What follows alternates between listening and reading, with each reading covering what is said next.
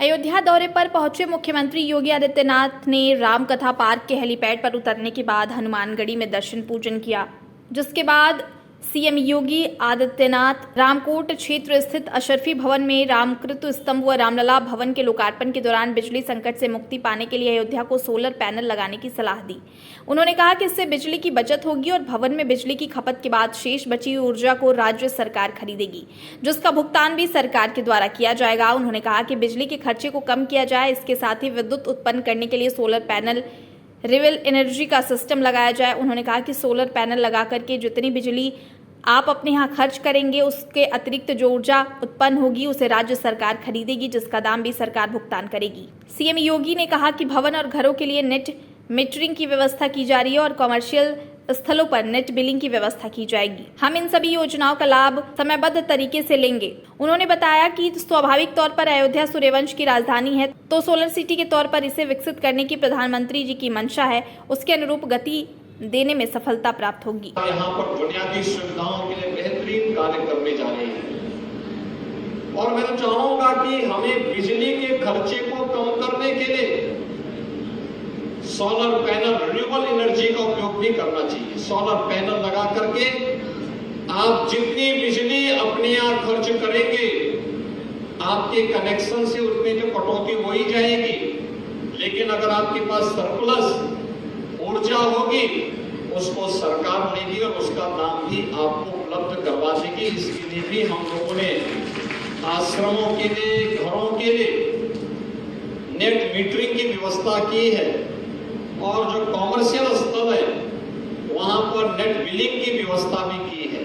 हम इन सभी सुविधाओं का लाभ अगर समयबद्ध तरीके से ले लेंगे तो स्वाभाविक रूप से अयोध्या को सोलर सिटी, सूर्यवंश की राजधानी है तो सोलर सिटी के रूप में से विकसित करने की जो आदरणीय प्रधानमंत्री जी की मंशा है,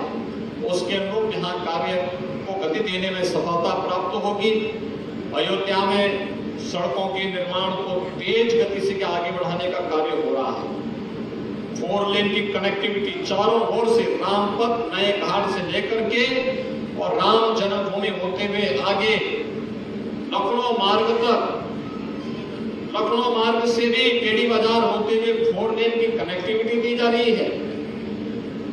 हनुमानगढ़ी के बगल से भक्ति पथ का निर्माण किया जा रहा है और यही नहीं, सुग्रीव किला की बगल से भी 4 लेन की बेहतरीन कनेक्टिविटी श्री राम जन्मभूमि के लिए उपलब्ध करवा करके श्रद्धालुओं की सुविधा को, बेहतरीन सुविधा को ध्यान में रख करके यहाँ पर अन्य अनेक कार्यक्रम किए जा रहे हैं। आने वाले समय में अयोध्या दुनिया की सुंदरतम नगरी के रूप में स्थापित हो, यही प्रधानमंत्री जी की इच्छा है और उसी के अनुरूप केंद्र और राज्य सरकारें पंचकोशी परिक्रमा को, 14 कोशी परिक्रमा को, 84 कोशी परिक्रमा को,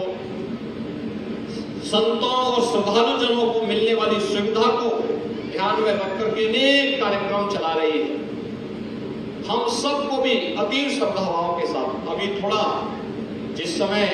तोड़ चल रही है, निर्माण कार्य चल रहा है, तो अभी बेतरतीब लोगों को लग रहा होगा, लेकिन अभी अगले 1 वर्ष के अंदर आप देखेंगे एक सुंदर स्वरूप अयोध्या का हम सबको देखते हुए बनेगा। मैं इस अवसर पर आज एक बार फिर से पूज्य जीयर स्वामी जी का, जगत गुरु रामानुजाचार्य पूज्य स्वामी श्रीधराचार्य जी का और उनकी सभी पूज्य संतों का मैं एक बार फिर से हृदय से अभिनंदन करते हुए उन्हें कोटि कोटि बधाई देता